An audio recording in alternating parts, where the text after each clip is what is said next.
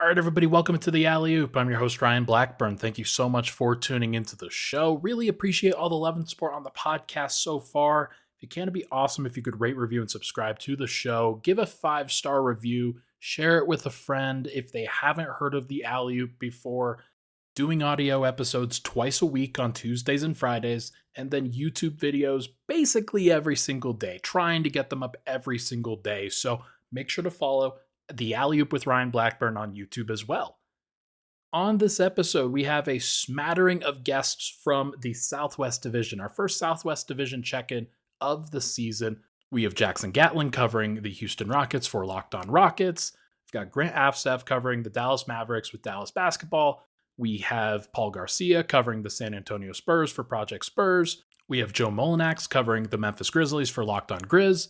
And finally, Shamit Dua covering the New Orleans Pelicans for In the N.O, his own Substack, as well as the In the N.O podcast. These episodes were great. You're not going to want to miss the check-ins with each of the teams from the Southwest Division, getting a nice little update on what's happening around the NBA. Without further ado, here is the Alley Oop. Trailing the lob. Run, 2-on-1. Green the finish. Wow, the alley-oop. Turn the corner inside. He made Yusuf Nurkic a screensaver. Here comes Murray. Alley-oop to Gordon. Oh, what a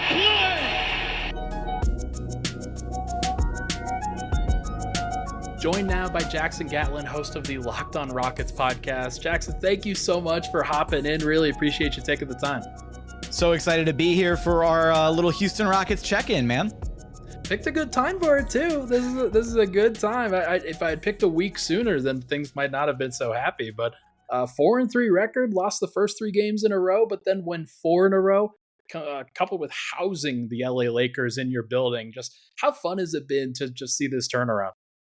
So, obviously you didn't want the season to start with that 0-3 record, but at the same time, there was a drastic level of improvement from each game to each game across those 3 losses that even had we done our check-in last week, I still would have been pretty optimistic about the team. And now we're starting to see a level of kind of validation in what Ime Udoka is teaching these guys, what he's preaching, this newfound kind of defensive identity that the Houston Rockets have adopted.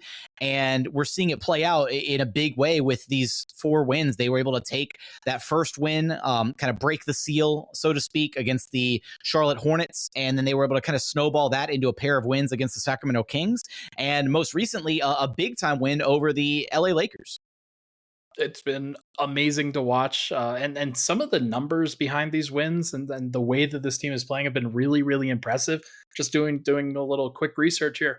5th in net rating on cleaning the glass, 8th in offense, 7th in defense. I mean, come on now. That's tremendous. And I don't remember the last time I've seen Houston up in that level. That's probably like 2019-20, kind of James Harden era. You've got a lot of guys shooting above 40% and shooting above 40% as a team. Dylan Brooks is at 53.8, Jalen Green at 45.5. Like, has the offense been more impressive, or is it that defensive number? It's definitely the defense, which I do want to give some thoughts on here in a second, but I'll give you a number that's actually insane to think about here. Ryan, is the Rockets haven't been, up until that win against the LA Lakers Wednesday night, they hadn't been over 500 record in 1,005 days, almost 3 years of basketball without being above 500 once during that stretch.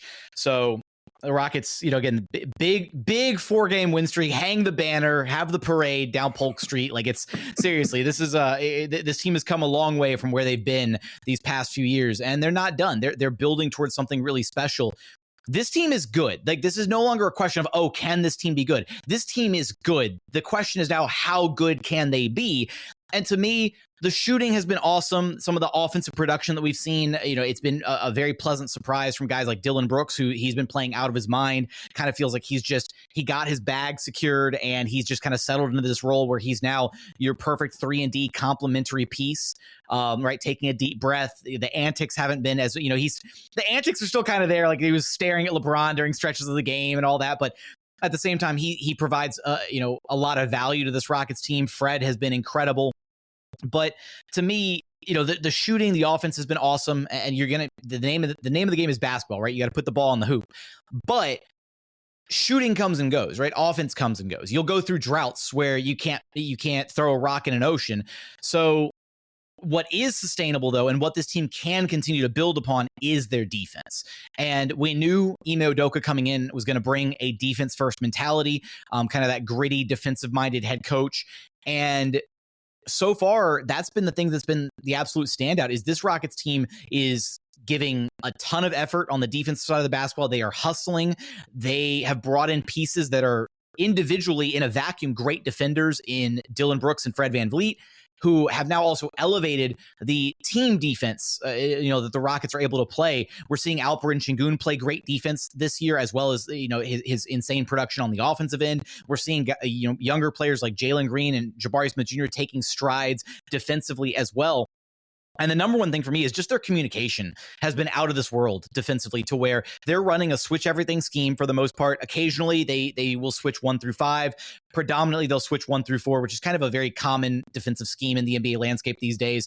But the level of communication with which it's required to be able to make sure that you understand, hey, this guy's going here, hey, follow this guy here. It's like they're a well-oiled machine on defense. There's very few lapses in defensive coverages, and in the moments where you do see a breakdown where two guys maybe have a miscommunication and it results in a wide open 3 or a wide open backdoor cut at the rim, things like that, immediately you're seeing guys communicate and hash it out and figure out what went wrong so that it doesn't happen again the next trip down. The defensive communication has been really impressive. They're actually scram switching a lot, which is really impressive to see, because they do have Fred VanVleet, who they do feel comfortable putting him on some bigger players, but at the same time, you don't want to leave Fred VanVleet stranded on, a big man like a Domantas Sabonis or a Rui Hachimura down low. And so they've actually been scram switching at a very elite level, to where the moment a switch happens on the perimeter where Fred is then stuck on a big, you're seeing the wings immediately come over, whether it's Jabari or whether it's Dillon,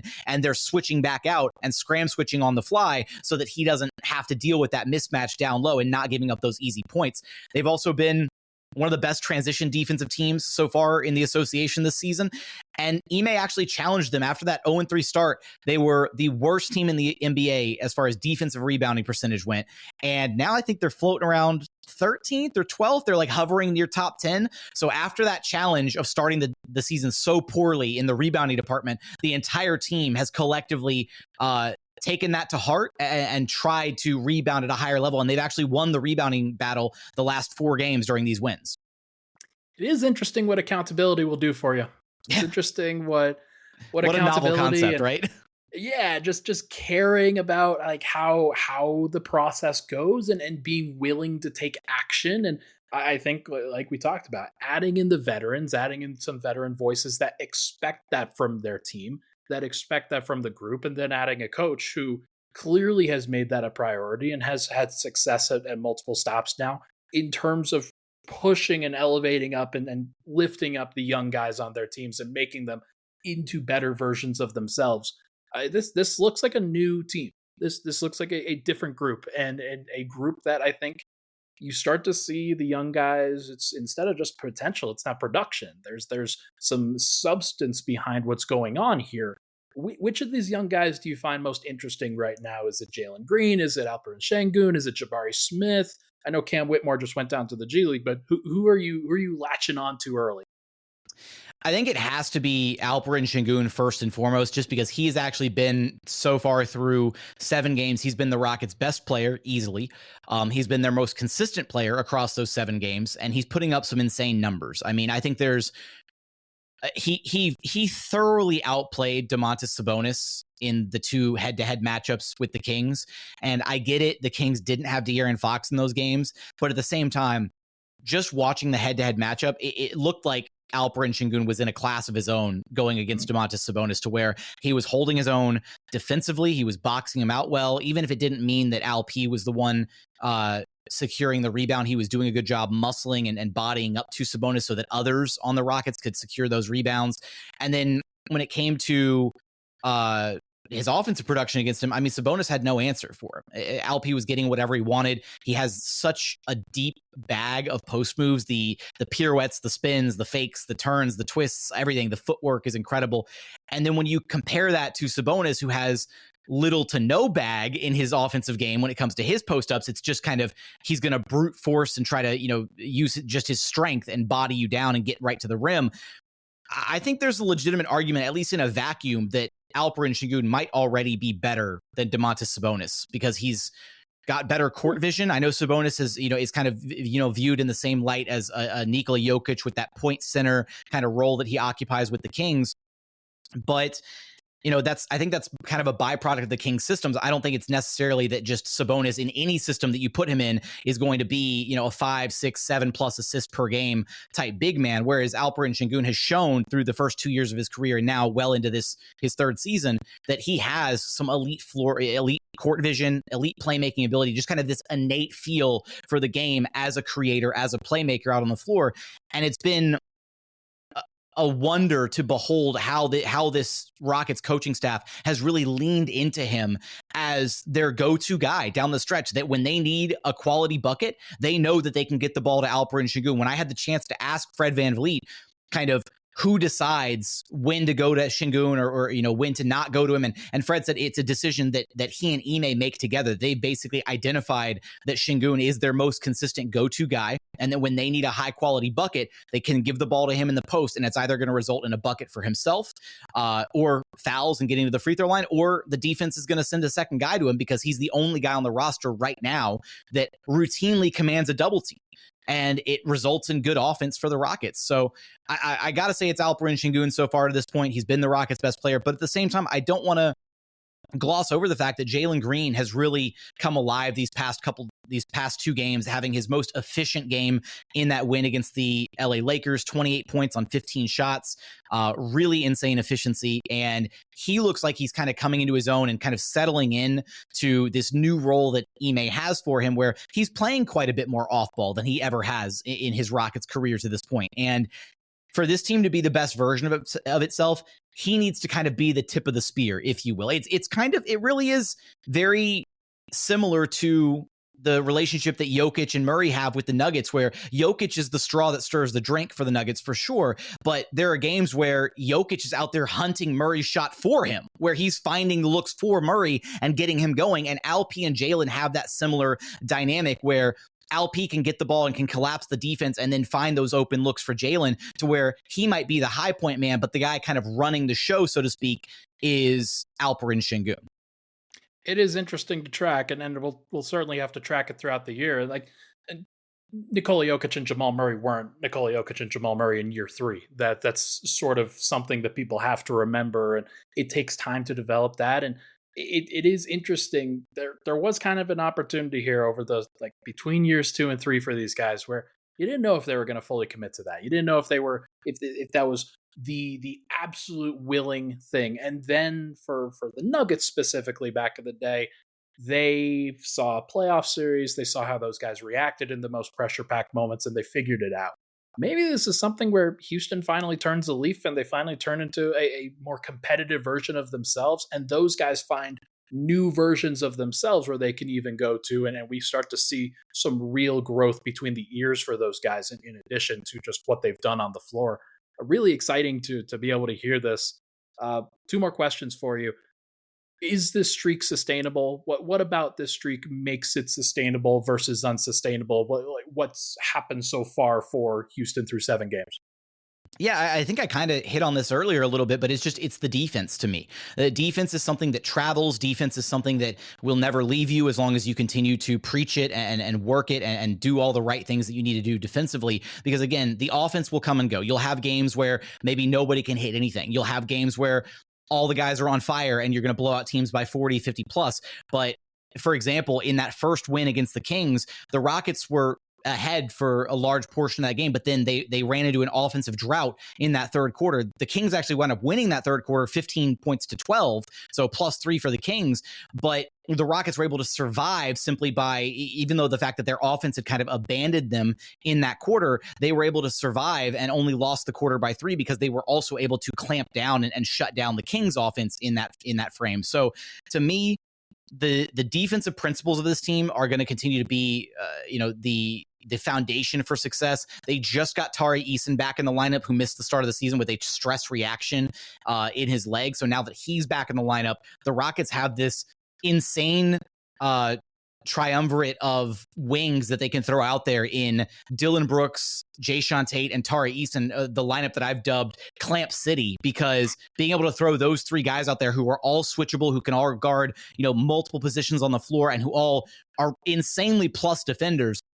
You put those 3 guys out there. There were stretches in that Lakers game where LeBron was seeing 2 and sometimes 3 of those guys all on a singular possession, where the defense would just collapse and he was getting no clean looks. He was getting some of the, forcing turnovers, picking up his dribble and having to kick it out to somebody else on the floor. And it's a direct result of those 3 guys and what they're able to do defensively, not just as individuals, but how well they complement each other when they share the floor. So I do think that that this success is sustainable, because it's not just a flash in the pan couple of offensive performances that has carried this team to where they are now. It's stable defensive success complemented by a blossoming offensive force, or a couple of offensive forces in Jalen Green and Alperun Sengun. I'm excited to track it. I'm excited to see where this defense kind of goes from here. Should be fun to really see where they go. Last one for you. Best player and best team that you, as kind of tracking the Houston Rockets, have seen so far. The honor is going to have to go to, as much as it hurts me to say it, Steph Curry. It's just like watching him kind of, first off, the Rockets, I thought, did a pretty respectable job on him in that game. He was like 2 of 8 shooting or something going into the fourth and final frame, and they did a pretty good job. But then it's just one of those things where you make that one small mistake, and the Rockets had one error where they didn't switch properly on a screen on the perimeter. Steph hit that first 3, and then he hit another, and then another, and then another, and it was, before you knew it, it was 4 threes within the span of about 2.5 minutes, and the Rockets went from being neck and neck with the Warriors in the fourth quarter, being down 9 in the blink of an eye. And Ryan, when I tell you that it doesn't matter whether the Rockets are winning 60-plus games or losing 60-plus games in a season, Steph Curry raining hellfire on your team hurts every single time. And so, of the 7 games that the Rockets have played thus far, he's been the best player, and the Warriors have probably been the best team that they faced to this point. Well, we will see if that continues. I'm curious to see how Golden State continues to evolve. He can't keep getting away with it, Ryan. It's been so many years. It's got to stop at some point. It's got to stop. It just never ends with the dude. He is tremendous. So. But hey, he is Jackson Gatlin of Locked On Rockets. Make sure to go follow all of his work over there. Jackson, thank you so much. I really appreciate it. We'll talk again in 6 weeks, all right? Always a pleasure, man. Thanks for having me on. Joined now by Grant Afseth, who runs things for Dallas Basketball and does great work covering the Dallas Mavericks. Grant, thank you so much for hopping on. Really strong start for the Dallas Mavericks this year, kind of contrary to what we thought it would be. Yeah, definitely. I think with that 12-day international trip, a lot of people were skeptical, including myself, that they could get off to a sluggish start. Teams typically do when they play in Europe or Asia for their preseason games. And with them, it was an unprecedented amount of travel, like 12 days, 2 countries, multiple continents. That's a lot of, extra, I guess you could say, burden to take on and workload before you're really getting going. You don't have that like normal training camp environment where you're in your facility and really able to get extended practice opportunities. So that's like being able to be 6-2 to this point is very impressive. Granted, they haven't had a very challenging schedule. They've had, some of the teams with that are rebuilding. They've had teams that have injuries, and they had their first test against the Denver Nuggets, their 5th game of the season, and they didn't pass the test on that one. They ran into Jokic and a familiar problem with a lack of perimeter size. Aaron Gordon, Michael Porter Jr., they were very problematic. matchups for Dallas. And last night they played the Toronto Raptors, and that was another similar theme where you have a team with big wings, Scotty Barnes, Pascal Siakam, OG Anunoby, and they really struggle with them as well. So I think that's kind of a carryover problem where they made roster moves to improve in that area, with Grant Williams being at least stronger. He's not like 6'8" with that really long wingspan, so he's not like the perfect, like, by any stretch option, but they felt like they improved, and he has made an impact, especially shooting the ball. But overall, they're still pretty small on the perimeter with Josh Green and Derek Jones, not being the, I guess you could say like the perfect proportions, because Derek Jones has 7 foot wingspan. He's 6'6", but he's very thin. He's like 210 pounds. Josh Green's, he's got a bigger frame, but he's closer to like the 6'5" sort of range. And Sure. neither of them are like that 6'8", 230, 225 pounds that you really need on those like premier matchups. So that's kind of the struggle, the main issue that I've seen right now. A lot of points in the paint given up, and they've been honestly like playing off of Derek Jones to where they've been struggling to get into the paint themselves.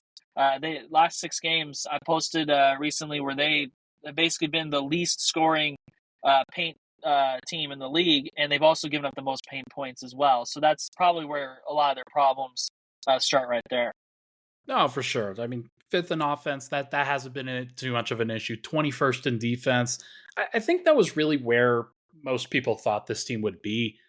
Just a team that was going to be elite on offense when you have Luka Doncic and Kyrie Irving, and a strong rim roller in Dereck Lively, who's been awesome in that regard. But the 21st in defense is obviously that's going to be the glaring thing that they're going to have to improve throughout the year, but they have the capacity to do that. And we'll talk about that in future weeks as well. But I continue to be very impressed with Luka.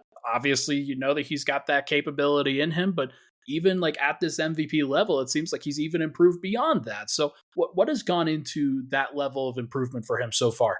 Luka shot extremely well from 3 in a lot of his games. There's been a couple games here and there where he hasn't.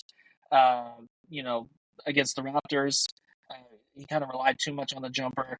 And then I think against the Spurs in the season opener, he didn't shoot very effectively either. But he's been, again, when he shoots well from 3, it really opens things up for him. Defenses really kind of, I guess you could say, start to account for that very aggressively, where they're kind of loading up on that side, not wanting him to get the shot off, and that opens up the drive a little bit more. He is attacking the paint a little bit less overall this season than he was last season. Like if you look at drives per game, and I think part of that has to do with him kind of playing more, like a little bit more within the flow of the offense, where he's kind of spending a little bit more time off the ball as they kind of get into other actions. He's still very much like handling the ball, initiating things, and making plays in that regard. But overall, I think just been continuing to be extremely effective playing at a pick and roll. He's always going to be one of those premier isolation scorers. And he's actually taken more of those catch and shoot threes that he's kind of hesitated in the past. I was actually looking at stats on that. I think he scored about like 36 around there for total points. He had 90 all of last season. He's been like twice as frequent before this last game at taking those catch and shoot jump shots. So that's been another part that is kind of, I guess you could say, added, been more aggressive in utilizing as they integrate Kyrie Irving into the offense. But I think overall, just as they progress, kind of like maintaining an ability to get into the paint with their floor spacing and their lineups will be an important factor to monitor, because teams haven't yet respected Derek Jones at the level where they've decided we're going to stay home on him. There's been some possessions where they fully pre-rotate the low man, and there's a spray out pass to the corner, and he's wide open, and he's missing a corner 3. He's had games where he's been very effective, like on the box score. You can see he scored quite a bit of points against the Raptors in double figures last game. So it's not to say that he's been ineffective, but there's times where teams are just really loading up on Luka to make him make the spray out pass and kind of picking their poison. And I think that has contributed to him driving less. But, something that I found very intriguing in some of the recent games, in the fourth quarter particularly, he's been playing a lot out of like double drag screens, and they've been really aggressive, like mismatch hunting, where it's really hard to switch all the time. and kind of hide a defender when you bring multiple screeners into the action, as well as the weakest defender.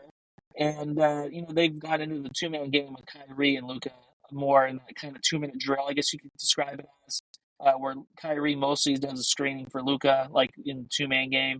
But against the Magic, they had a possession that was something to really look at and build on. Was when Luka screened for Kyrie and got Cole Anthony on him, and he used his size to get to the free throw line. So those are the little things that I kind of keep an eye on and watch them as games kind of go on, and when they start with Dereck Jones and the lineup combos, and then that 2-man game. So overall, there's been some patterns I think you could say that are kind of developing with his approach, and a lot of it's very similar to what it always has been because he's Sure. going to dominate the ball a lot.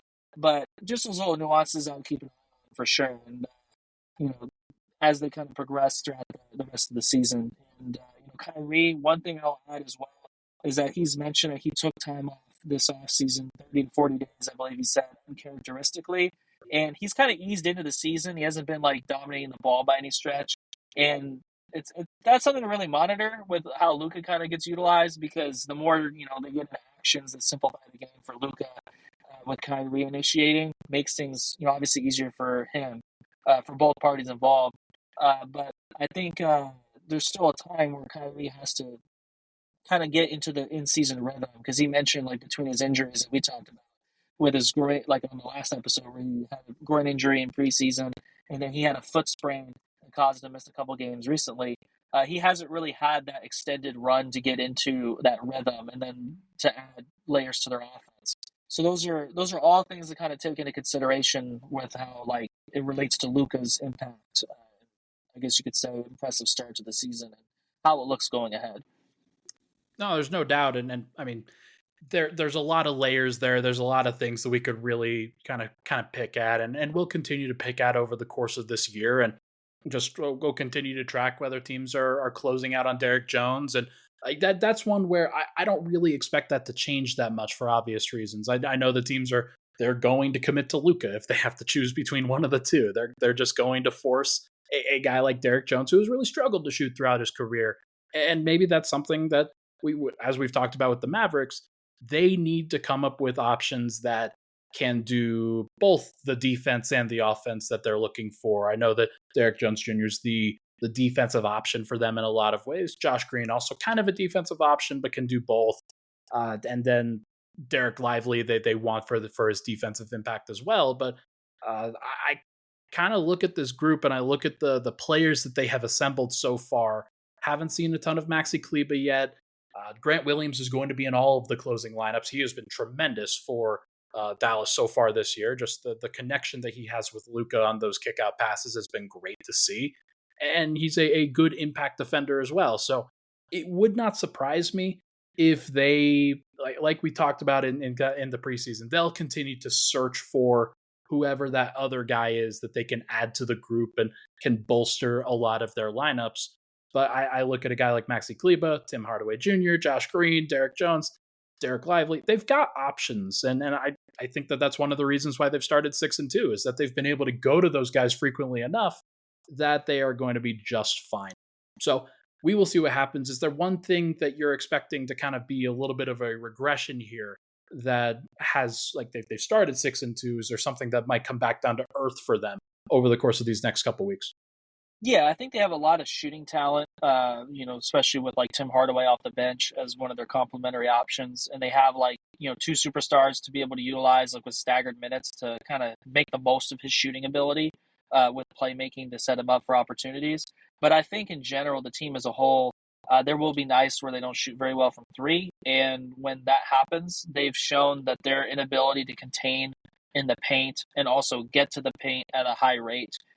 That's kind of been a problem where, like against the Raptors, they even were shooting well from three, and they still, with their struggles in the paint on both ends, ended up being too much to overcompensate for.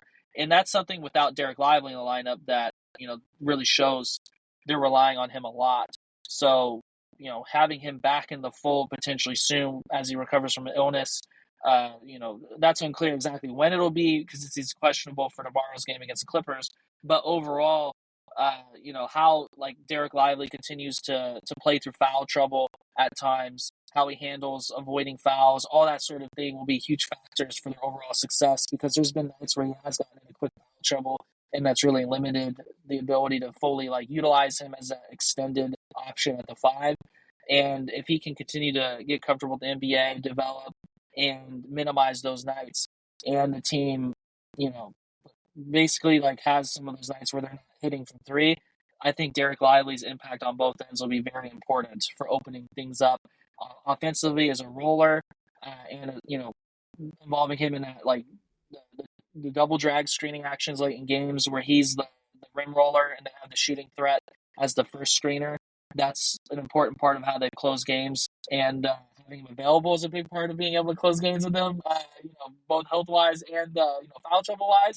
And then the obvious thing as well is like the impact on the boards. He's been a very impressive offensive rebounder, but he's also been a very impressive, overall paint protector. If you see the impact per 100 possessions that they've had, in terms of like differential with points in the paint that they've allowed, there's a big difference. I think it's over 8 points per 100 possessions versus like when he's on the floor compared to when he's off. So they really need him as much as possible to be on the floor, just in general. So all that basically into one factor where Dereck Lively's continued development will kind of help them insulate themselves from off shooting nights.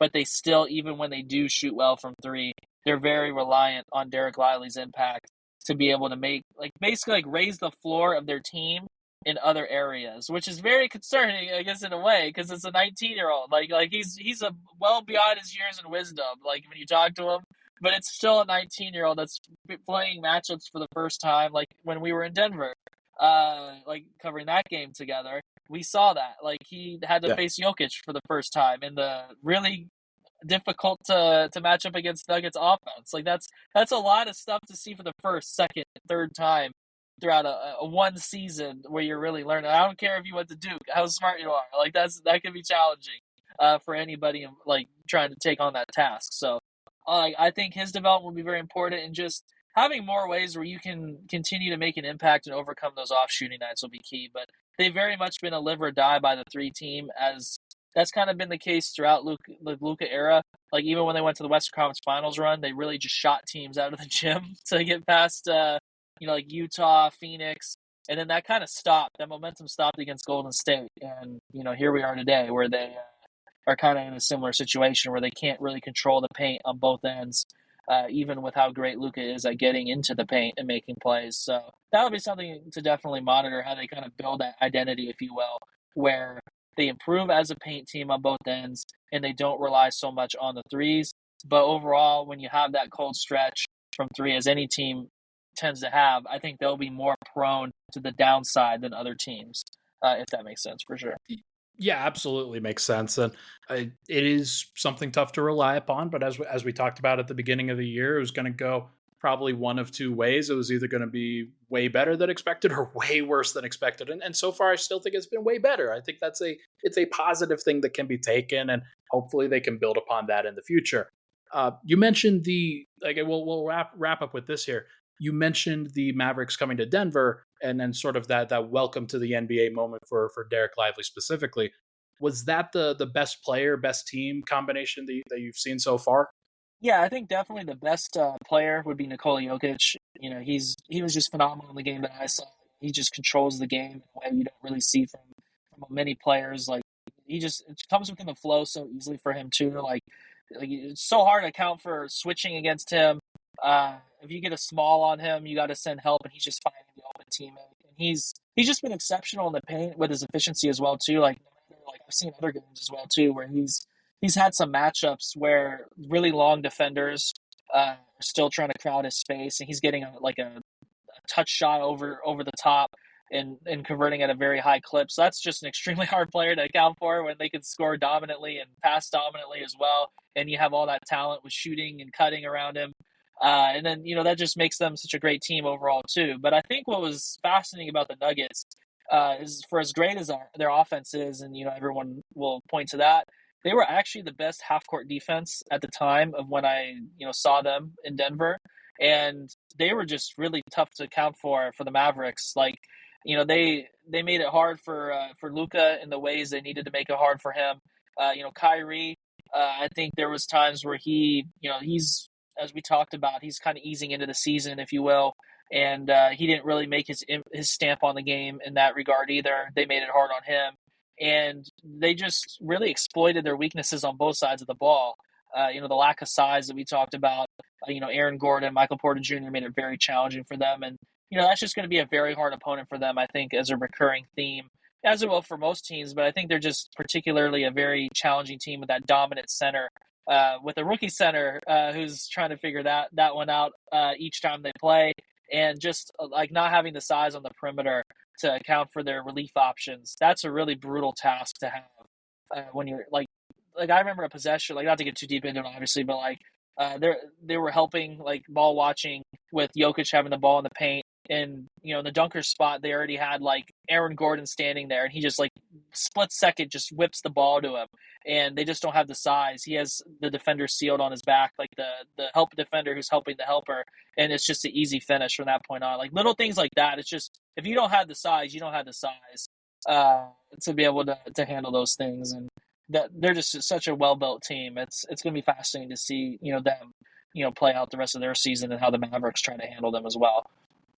We'll see which teams can kind of match up with Denver and Jokic. That's going to be a challenge for the rest of the NBA. Maybe it's Boston, maybe it's Milwaukee, maybe it's Phoenix. Who knows? But going to be fascinating to see. Actually, Minnesota already did a number on them too. So we'll see if that's a matchup to kind of play around with as well. But he's Grant Afseth of Dallas Basketball.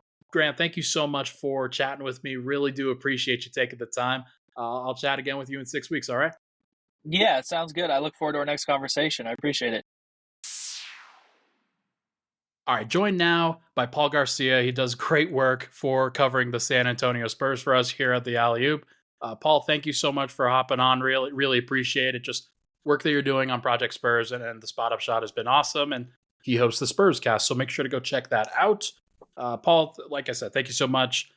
The highs have been really high with Victor Wembanyama. It has been very, very fun to see this team, to track this team. Lows have not been as fun, obviously. Just I don't even really want to focus on the lows as much. The team's been blown out a couple points by 40 points, but it is what it is. Tell me everything about Victor Wembanyama. Man, he's just, it's just the word wow is all I continue to say. I mean, just the things that he does, whether you're watching it in real time or if you just go back and kind of just dive into the film, there's just things you don't even notice that he did. Like there was just coming to an example, one of these 20-point blowouts where he and Zach Collins, where Zach's kind of up at the top of the 3-point arc, Wemby passes to him and they almost like a give and go, like what Damian Lillard and CJ McCollum used to do with the Blazers. These are 2 7-footers doing this, and Wemby just pulls up and takes a three like a shooting guard. I mean, like it's just crazy. And like even his blocks, like he's changing the format of how he's blocking shots in games. So he went from like against Scotty Barnes in a game where like he stands like one of those things like at the car parking lot where like they just like float. He has both hands, both feet are planted. Barnes tries to like go up and under against him, and he doesn't even jump and just swats the ball down. Then another game, he almost has a similar situation where he gets a block, but instead of swatting it down, he actually corrals it from the player. And then in another game, he goes up and he gets his first pin block to the backboard. So I mean, again, just the variety of ways that he impacts the game is just incredible in these first few games that we've seen from him in 8 games. And then of course, like I said, we've seen his jump shot struggle, especially lately in these last few games against the Knicks and the Pacers. But then when he has his jump shot going, I mean, it looks unstoppable. And especially that his percentages actually increase in crunch time is very something to watch. Is the fact that he actually so far early on he's becoming a better player in those most important moments of a game.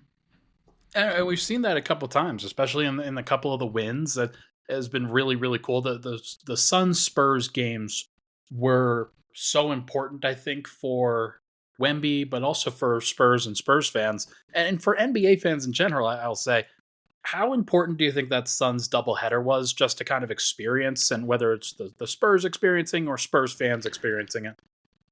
I think it was really important, both games. For one, the first one, because they came back from I think it was a 22-point deficit or a 20-point deficit. So that right there teaches this team that, of course, they got to start off better, but they at least have the capability to make that type of a comeback. And then the second one was really good for them because they saw the Suns almost giving a better shot where they got Devin Booker back in that game. So Vegas thought like it was like going to be like a 10-point game or something like that. And no, these guys actually showed up. They really performed. And then even when the Suns made a comeback, they still executed and were able to hold on to that win. So I think that was a really good 2 games for them. Unfortunately, though, they haven't won a game since those 2 Suns games. They're actually now 0-3 in their first 3-game losing streak. So it will be interesting to see how they handle that. But I think that's just a quick lesson in the type of team they can be when they do put forth some of their best effort. Oh, there's no doubt. And there's also no doubt who the best player was in that second Suns game. It was Wembanyama. It was the rookie first overall pick phenom. And to do that in Phoenix against Kevin Durant and against Devin Booker and all those guys and on that stage and with that pressure, I think that was just a really, really important moment for a lot of people. And it was kind of a watershed moment for anybody that had doubts, where not a lot of people had doubts at that point, but there are still some obvious skeptics. I think it's just so clear as day that Wemby's going to be this supernatural talent, and he is a pterodactyl and can shoot like a shooting guard. It's incredible to watch. So been very, very fun, although something that has not been necessarily incredibly fun. This Jeremy Sohan starting lineup versus kind of the Trey Jones mix in. Looking at some of the numbers behind that, it's clear that what works. It's the Trey Jones minutes that work. Oh, yeah. And it's clear what doesn't work. And I kind of get taken back to when Nikola Jokic and Yusuf Nurkic were starting for the Nuggets at the same time, where you have 2 centers that they're trying to make work. They're trying to fit it in. They're trying something different, unique in a modern NBA where there's just a lot of spacing. And maybe that would work now. Maybe something like that would be a little bit different if you tried it in 2023. But at that point, it didn't work. I'm curious your perspective on the Jeremy Sohan starting lineup and him starting a point guard versus where we thought it would be Trey Jones at the beginning of the year. Yeah, no, for sure. And, like you said, the numbers don't lie. I mean, it's pretty rough. Like, it's a huge gap between, I think they were, before the Knicks game, they were like a minus 26, according to Cleaning the Glass. And then the Jones one was like a plus like 20 something or plus 17 something. Anyway, it's a stark difference. You just see too that a lot of the Wembanyama play we're talking about from those Phoenix games, there's a lot more minutes there with Trey Jones on the floor with him. And it's almost like an unfair role for Sohan because he wasn't, it's not like he wanted this role, but they want to get the max talent out there on the floor that they can. They want to have Vassell, Keldon, Sohan, and Wembanyama, the 4 of those players, out on the floor as much as possible. So that's probably the only way they could pull this off. And so, there's going to be some growing pains. I don't know if it's ever going to, click for them this year, but I think, the hope is that there is some sort of positive sign here where Sohan, it gets more, comfortable running the offense, being able to attack, get into the paint, and be a player who's drawing some of the defense where he can also have a good rhythm of setting up Wembanyama and the other players on the team. Right now, that's not happening. I remember just before the Knicks game, looking up his pick and roll ball handler numbers, and it was like 0.73. It was like really rough. He was last on the team in terms of players that have registered data in that category, and that's your starting point guard right now. So again, it's been a rough ride for them right now early on. He had a pretty good game against the Knicks recently, but again, it was a blowout. It was like a 20-point game. And then one thing, what was it? One more thing. Oh, just defensively, that's one good thing about this lineup, unfortunately, is that their defensive possibilities are there, like where you see him as a 6'10" player guarding some of the point guards, guarding wings. Pop's able to like put him on Kawhi one game, put him on Devin Booker another game, put him on Luka Doncic. So that's the good thing, is that defensively, he's really able to showcase a little bit more of his skill set there. And they have been experimenting more so with this 3-2 zone where they have Sohan kind of being that player who can be a little bit more free and trying to create havoc on the defensive end up top. And that's one thing they did against to the Suns in that game where they won, where Wemby had 38 points. But again, it is, it's a rough going right now. My question too still is just, how long are they going to continue to go with this? I don't, again, 8 games isn't enough. They're going to continue to try this. But my question is like, is it 15 games? Is it 20 games? Is it like after going into January, have they seen enough? Like if the numbers continue to show these 2 different portraits, how much further do you want to continue to just experiment with this? So it looks right now like it's going to be a rough, type of situation for them trying to figure this out. It is fascinating, though, and I can understand, especially for a developmental team, that you want to try stuff. You want to put these guys into positions where they can grow, not necessarily succeed all the time, but you want them to grow. You want them to improve. And I can see down the line when somebody like Wemby is in his prime, when some of these guys are in their primes, that you can make some crunched spacing look a little bit better if everybody's just more talented and more experienced and playing together, and you figure out some things at that point. But it is going to take some time for that, and I know that Spurs fans are probably getting a little impatient because they see how great Wemby is, and they just want to surround him as best as they can, and I understand that, but it is okay to take time this year. Yeah, I just would say one last thing is that, like, there's going to be a point though. Like, a lot of these slow starts are because that lineup just can't get anything going offensively. It's more so, like I said, defensively they're kind of okay. It's that offense, and like they just struggle out the gates, and teams get these big runs in them. Like, I think the Knicks were up 13-0 to begin the game, and so that's a question of, like, you're digging yourself into holes, and you really can't play competitive basketball once you fall behind by 15, 20 points. And so I think if we continue to see a trend where they're just getting outscored by a lot early on, I think that they may have to, like, scrap that lineup kind of early, even though they want to try to give it as much time as possible, even though, like you said, like a growing young team right now. It is possible too that maybe it doesn't have to be your starting lineup. It could just be something you go to throughout the game if the situation dictates it. That is also perfectly reasonable, and there should be enough time across an 82 game season that they can go to it semi-regularly. So I do firmly agree with that, but they should probably get Trey Jones back in there at some point, and it'll make more sense, and they will be just fine for it. So who are some other guys maybe outside of Wemby and Sohan and Trey Jones that you think these fans should pay attention to for the strong starts that they've had?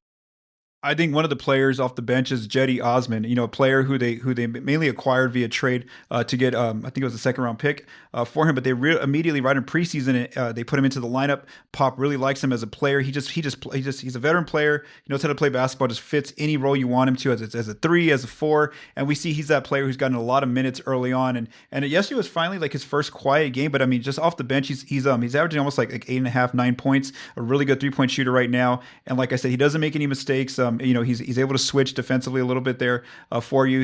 He's usually the player who spells Wemby whenever he needs to take a break, and so Pop just likes putting him in different lineups. We've seen him in crunch time. The team's already trusting him there. So I think Cedi's been the surprise player who's just really clicked with this San Antonio team and found a really good home right now, even though he's only under contract for this past season. And then also Devin Vassell, of course, but he's been hurt for 2 games here, or 2 or 3 games. But of course, when he's been out on the floor and he's healthy, I mean, it looks like already he's gone up to that extra level that the Spurs wanted to see. Just a lights out shooter, being a player who's getting more so to the free throw line, especially in crunch time. That was one thing to watch for him, was can he be that player they go to? And he showed he can be early on. And then even defensively, he's looking a little bit better there. So I think Devin and Cedi have been really standout players for San Antonio aside from Wemby. I don't know if Devin's ultimately going to be the number 2 on this team. I don't know if that's what his future is going to look like. To me, it probably profiles that he's more of a number 3 or number 4 kind of guy that fits into whatever the ethos is. But I mean, he's still talented enough that you can ask those questions. So that's an important step for him, and hopefully he continues to build upon that. That's a very exciting aspect of it. And Cedi Osman, just a standard guy that should be able to fit into a lot of different systems, and sometimes you just need veterans in. And I'm sure that the Spurs, there have been many young groups over the course of these last couple of years, so it's probably nice to have a guy like Cedi Osman who just makes a lot of sense there. So should be good, should be exciting to see. Before I let you go here, best player, best team that the Spurs you think have seen so far? So I'm looking at their schedule right now, and it's just so weird because, like I said, there's a lot of blowouts going on there. Like, I would say the Clippers look really good against them, but now the Clippers are a whole different team. This was before they had Harden. So right now, I would say the Pacers look really nice against San Antonio. They were the ones who won by 41. They had the biggest lead, and then even before you and I started recording, they were beating the Bucks by they were about 15 a while ago when I watched them. And I just like what I've seen from Indiana. I like what I've seen from Tyrese Halliburton. How he's just a player who can just get into the paint at will and then kick out, and they just move the ball around to different shooters. They have a bunch of shooters all over the floor. I just like what that team has out there. Even a player like Aaron Nesmith, who actually did a pretty good job guarding Wemby in that game against the Spurs. He's kind of like, I know he struggled in Boston early on in his career, and now it looks like he's found a good home in Indiana. So again, they're not going to be like, a contender or anything like that, but I think that they're going to be a good competitive team out east. And I've been really surprised by the Pacers from what I've seen with the Spurs play them, and also what they've been doing some other teams as well. Sure. First in offense, Tyrese Halliburton averaging 23 and 12 assists. So he's been awesome for them, and kind of a sneaky MVP candidate. Probably isn't actually going to reach that, but sort of like one of those hat tip guys that you credit on the 5th spot on your ballot. So hopefully he can continue that. But Hey, Paul, it's been great talking to you. It's been great chatting. Thank you so much for hopping on. He's Paul Garcia of Project Spurs and host of the Spurs Cast. So thank you so much for hopping on, and I'm excited to chat again in 6 weeks. All right, man. Sounds good. All right, so hopefully the Spurs are in more competitive games when we talk next time. Joined now by Joe Mullinax. He's the co-host of Locked On Grizzlies podcast, as well as the editor for Bluff City Media. Joe, thank you so much for popping on, man. Let's do our Memphis Grizzlies check-in here. Not a great check-in to start. 30th in offense and a 1-7 record. What is the story right now kind of behind why the offense has been so slow? It's almost like when you're down numerous good players, you're going to be bad, right? Like whether it's John Morant as a top 15 or so player in the NBA, whether it's Steven Adams as one of the more underrated bigs in terms of being elite at being really big. I think we talked about him on our last time that we chatted. He's not there, right? He's out for the season. That was a misstep by this front office. And for me, people like to point fingers of blame in Memphis right now, understandably so. My biggest finger of blame is at the front office. Like, I find it hard to believe that they didn't know that the Steven Adams situation wasn't a possibility. They put way too much faith in the likes of Zaire Williams, who's playing just abysmal basketball, especially offensively. Way too much faith in young players like Jake LaRavia, who got a demotion recently to the Memphis Hustle. It was brief, but still, a former first-round pick that you made a trade to go acquire. Second year in the league, you're supposed to be a championship contending team, and he gets demoted when you have so many players out due to varieties of ailments and suspensions. That's just not a good look. So I'm concerned on a variety of levels that the Grizzlies don't have the depth to get through this John Morant period in a way that makes sense. Yeah, shooting a lot of threes right now, trying to kind of make up for the absence of John Morant, but not a lot of them are going in. I think only one guy, John Conchar, is really shooting a reasonable percentage right now. And everybody else is kind of in that low 20s to low or like high 20s, low 30s area. There's just not a lot of pressure that they're able to really put on opposing teams right now. Desmond Bane, Jaren Jackson are sort of the two guys that you would naturally turn to in that situation. How do you think they've handled that added stress on their offense? Well and not well. They've handled it well in terms of there's not much more you can ask of them, right? Both have, especially Bane, career highs in usage. Bane is still scoring really well despite that increase in usage. The Miami Heat game recently not included in that. He's playing at an all-star caliber level. Jaren Jackson Jr. doing things well on both ends of the floor, 28 points against the Miami Heat. A lot of those points were scored on Bam Adebayo, who has kind of taken on Jaren as a de facto rival because of all the attention Jaren has gotten of late, especially for his defense. Jaren's played well and Bane has played well. The problem is they don't have anybody beyond them. Marcus Smart has struggled. He's done some good things. He shot the ball well at times, but he's also not a true point guard. We knew that going in, and that continues to manifest itself in terms of the decision he makes with the ball in his hands more often than not. We mentioned Zaire Williams struggling. Xavier Tillman doesn't have the offensive acumen scoring the basketball. Luke Kennard missed some time. Santi Aldama missed some time. Now that those guys are back, you're starting to see some flashes of offensive relevancy and efficacy, but it really has to, settle in and develop and find its footing before you can really count on it. And they really just haven't had a chance to do that because of all the guys that have been out in and out of the rotation. It's obviously tough when you never, I know that they probably had some inkling that Steven Adams may not be able to play, that there were some layers there, but there was also a lot of talk about him being able to kind of stabilize things after getting injured and then missing the playoffs last year. There's like Xavier Tillman's been okay. The shooting splits for him are not great, but the defense I was really impressed when he faced against Nikola Jokic and the Nuggets. Which other young players need to step up? Because if Desmond Bane's doing well and Jaren Jackson's doing well, you got to get somebody to go with them. Who's the guy that you're looking to right now?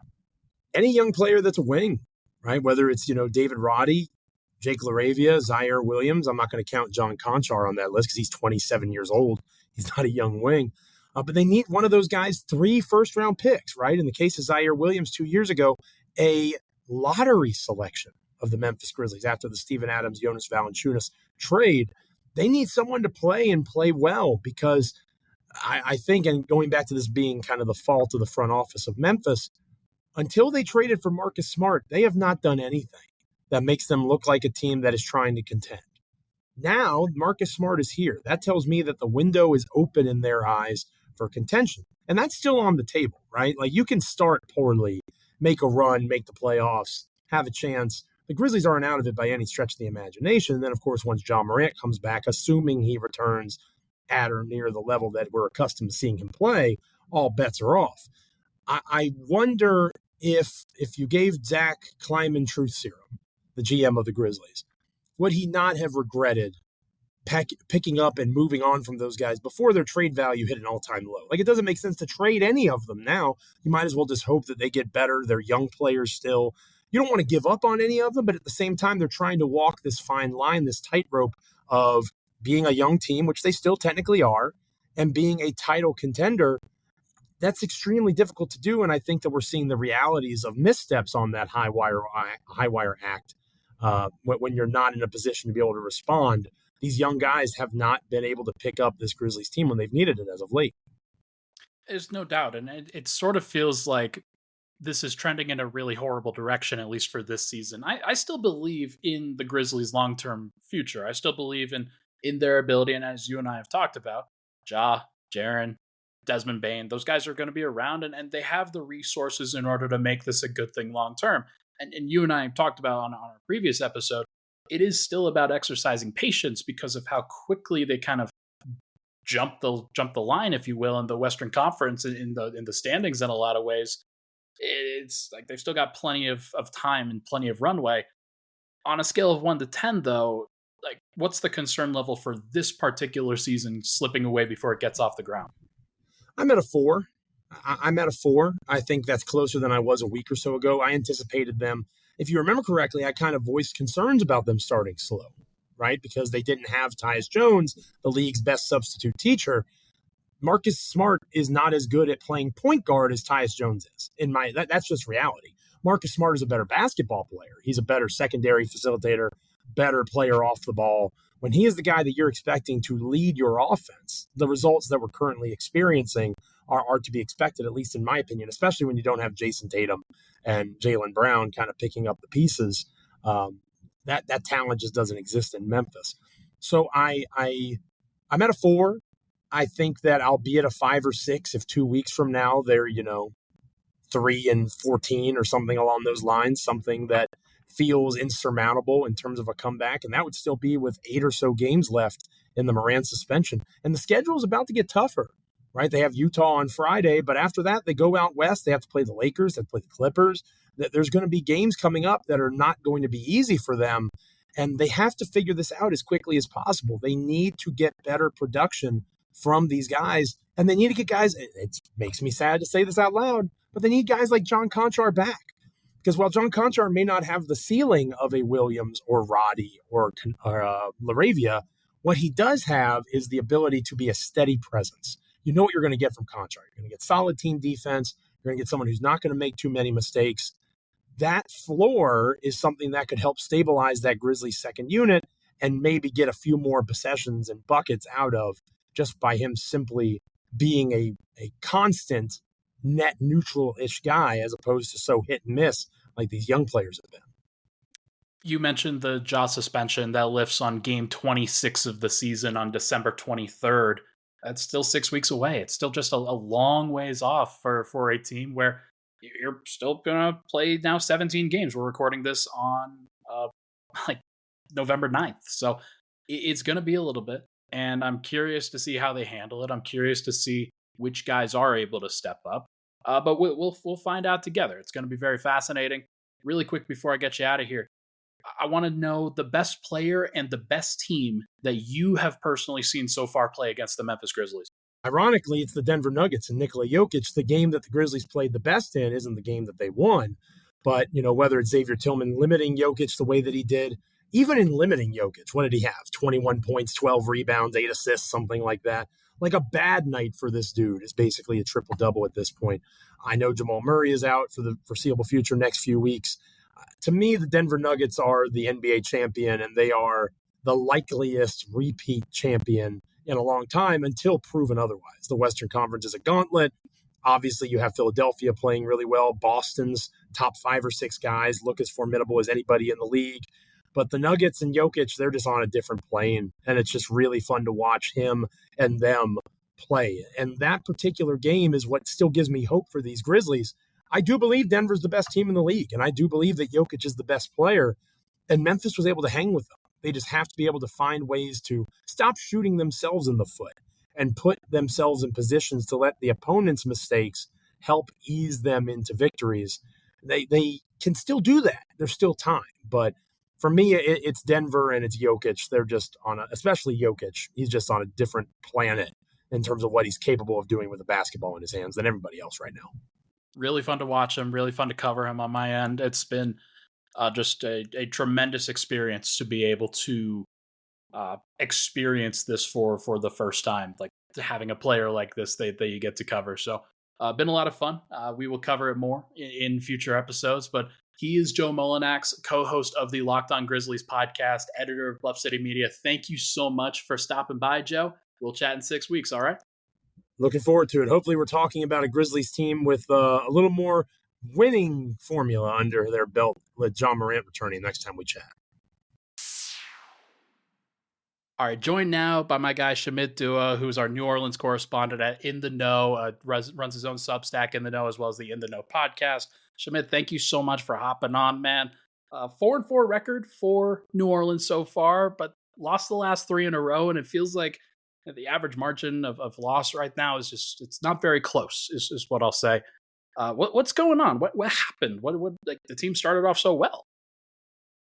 Yeah, in classic New Orleans Pelicans fashion, they got a couple games with, a lot of their main guys together, and then game 3, there's no Brandon Ingram. He's out for a few games. They missed Zion in one of those games.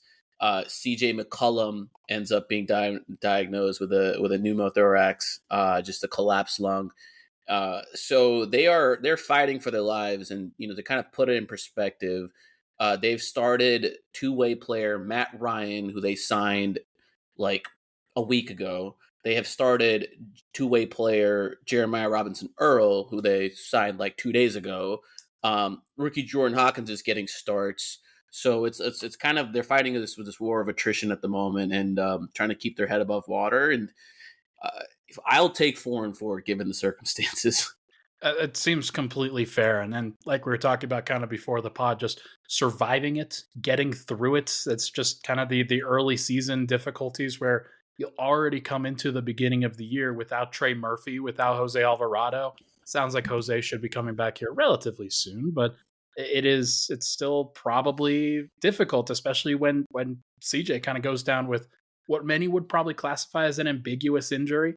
But he has had something like this before. How similar is this? What's the latest really on CJ McCollum?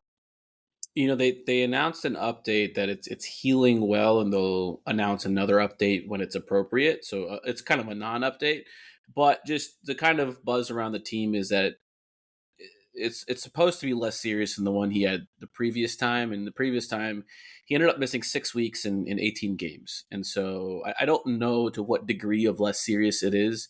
I know we haven't heard about any procedure. From what I understand, I'm not medical, so if medical folks watching this, please give me some grace here. But from what I understand is, if it's like a fully collapsed lung, they insert a chest tube and make sure it inflates properly. But it sounds like they didn't have to do that this time, and it's kind of like reinflating on its own again. We don't have the full details on it, but that's kind of the understanding at the moment. But who knows? I'm sure the team will release more details when they feel appropriate on the specifics of that. Yeah, and then like it is a personal thing, probably a little bit more personal than an ankle injury or even just like a sprain here or there. It's something that I think they probably want to keep close to the vest for obvious reasons. So, but in the meantime, while he's gone, you mentioned Jordan Hawkins. You mentioned Jeremiah Robinson Earl. Good Lord. It's a mouthful. It quite is. JRE, if you will. JRE. Who else do you think needs to kind of step up in CJ's absence? Because already Trey Murphy's out, and already Jose Alvarado's out. So is this just more pressure on Zion and Brandon Ingram individually? Is there somebody else that you're looking to in this moment? Well, it starts with their main guys for sure, and Zion is currently welcoming his daughter into the world, and so he's away from the team, and I'm not sure how long he will be, but I'm sure he's gonna take as long as needed. It's a big milestone for a first time father.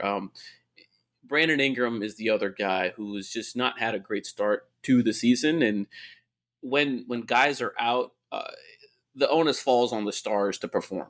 We've seen top tier guys drag hospital casts of players to winning records, to like find a way to win every single night. We've seen Jokic the season, like Murray was missing and MPJ was out, and you're starting Facundo Campazzo and there's Austin Rivers, like that kind of stuff, and you're winning 48 games. So the pressure really comes from the top, and then it flows downward because the role players are role players, and they might have some good nights, they might have some bad nights, but like you look for consistency from your stars, and the Pelicans will need more out of them moving forward.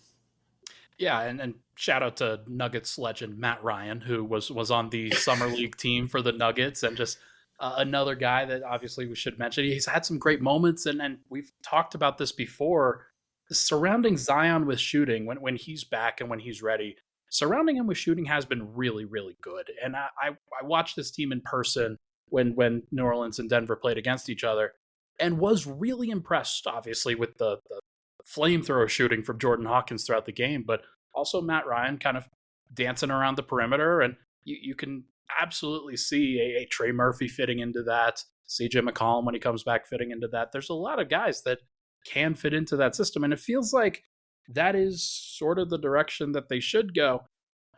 We've done the Zion versus Brandon Ingram kind of style dance before, so I'm not going to make you do it again, but just what have you liked about the floor spacing so far? Yeah, when that second unit comes in, or I guess now it's the first unit or whatever it is now with guys being out. But when guys were healthy, it was a second unit. It was Jordan Hawkins and Matt Ryan off the bench. It was CJ as a starter in the stagger group, and they would mix in Herb, JV, Zion, just kind of a combination of people in those units. But particularly when the three shooters checked in, right? They're honestly the only three shooters in the roster the Pelicans have healthy at the moment, or can't even say that about CJ anymore. But when those guys checked in, it flipped games around because they played with a pace and intensity that the starting group was struggling to replicate. Just a lot of selfless pushing the tempo, passing the ball, relocating, driving, kicking, that kind of stuff, and working to find like the best shot. There was just like a level of trust that, hey, we're all good shooters, right? So as long as it gets to one of us and we're open, like it's going to be a good possession. And I thought Zion fit in really, really good with that group.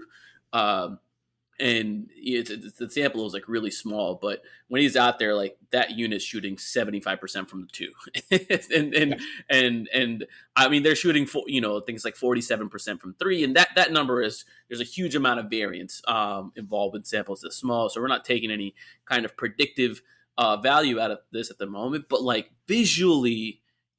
You could see it. You're like, oh my God, this is what it looks like with Zion in space, right? This is what it looks like when shooters are flying around. It looks really good.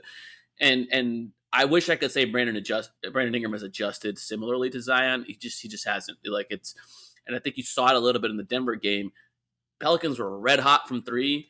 Brandon Ingram checks in. Denver's like, we're fine letting him hit mid-range shots after mid-range shots, or attempting mid-range shots after mid-range shots. And I don't know what the disconnect is, but I think he sees that space and he's like, oh, it's for me, right? It's for me. I'm going to get going.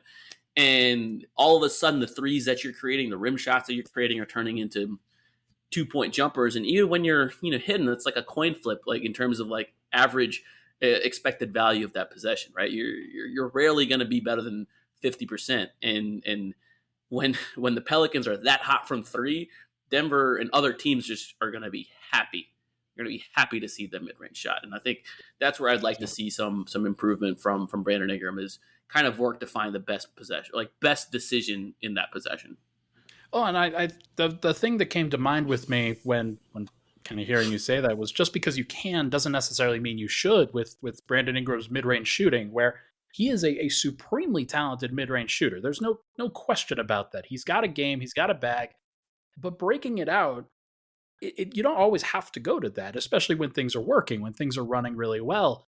And it feels more often than not that he does settle for those possessions that slow things down, that kind of bog things down. And you add in JV, Jonas Valanciunas, and Herb Jones, who, like, the spacing with those guys obviously is not going to be the same.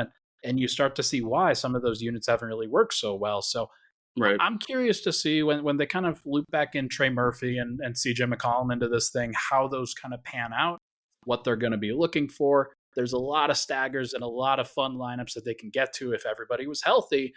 We will see whether that's actually going to be something that manifests. Is that the only thing that you kind of need to turn things around here? You said you're pretty happy with 4-4. Is just health what you're waiting for at this point? Oh yeah, big time. I mean, I think one, being able to get your best players back on the court is going to produce wins, right? Like, this is a deep team. It's a good team. They've been struggling to figure out their fits, but despite all that, like, they have a lot of talent across the board. And so on any given night, they have a chance to win, right? Getting Trey Murphy back is just going to be a huge boost because there isn't a guy like him on the roster. Sure, Matt Ryan can hit threes. Sure, Jordan Hawkins is an incredible movement shooter. Trey Murphy can go and dunk it on you, right? He can put the ball on the floor. He can dunk it on you. He can switch across multiple different positions. It's just a different style of player that they're sorely missing. So in even the guys that are available, Larry Nance just does not look like he is himself at the moment. Kyra Lewis, unfortunately, I don't think I think he's been fine. I don't have anything negative to say about him, but like Jose Alvarado is going to come and take those minutes and probably take it up a notch, and so it's just things like that where you're like, okay, like, any week now, like these guys are going to come back. I think we're still like 2 or 3 weeks out for a lot of those guys, but it is one of those things where, like, once the cavalry comes, then they can start experimenting, they can start growing, they can start really trying to make adjustments. Right now, it's whoever is available. There's no adjustment to be made. It's, are you healthy? You're playing. Yeah, fair enough. It's a lot of Band-Aids, a lot of trying to just survive the moment, and hopefully they can get to that place. Hopefully they can do that. Real quick, before we get out of here, over the course of these first 8 games, who is the best team and the best player that you've seen so far covering the Pels? Oh, by far the Nuggets and Jokic. He just asserted his will on that game in a way only Jokic can. And, I kind of going back to Brandon Ingram, like taking twos. You're not going to win a battle of twos against Nikola Jokic. You're just not. And Jokic is going to hit the twos and he's going to create the threes. And it's just like, all right, cool. Like, there's nothing you can really do about it. That game, one of the most masterful performances from Joker I've ever seen. He just did, like, poor Jonas Valanciunas. He put him right under the rim. I couldn't believe it. Oh my gosh. The Pelicans fans were going crazy because the Pelicans are trying out some small units, and they're like, just put Jonas back in. He had 4 fouls. Like, just put him back in. Like, it can't be, like, we need a big body on him. They put Jonas back in. He is summarily dismissed in like 40 seconds. Just picks up 2 fouls him out the game, and it's just like Jokic ate him alive, and I feel bad just because I like Jonas Valanciunas. But like, as soon as he checked back in, it's like that. Yeah, I think teams have to try to find a way to get the most amount of offense on the court against the Nuggets, and that's kind of got to be the game plan. The Pelicans in the first half were hitting all these threes. Like, yeah, you got to hope you have a good shooting night and you're generating good shots because you're not. I don't think there's a guy out there that can stop the Joker. They just don't. Yeah, it's at this point he's been doing pretty well. I mean, Minnesota's the only team that's really given them much trouble. So. We will see what happens with that. But hey, really excited to see whether the Pelicans can get healthy, and really excited as we kind of go into our next check-in. I'm hoping that we get to talk about a full roster. He is Shamit Dua. Make sure to read his Substack In the N.O, as well as listen to the In the N.O podcast. Shamit, thank you so much for hopping on and sharing some time, man. Really appreciate you. Absolutely. Thank you.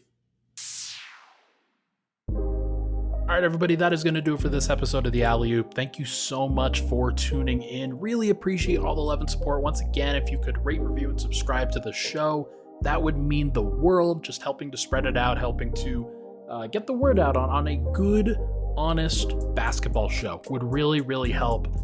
Thank you so much to all of my Southwest correspondents for tuning in.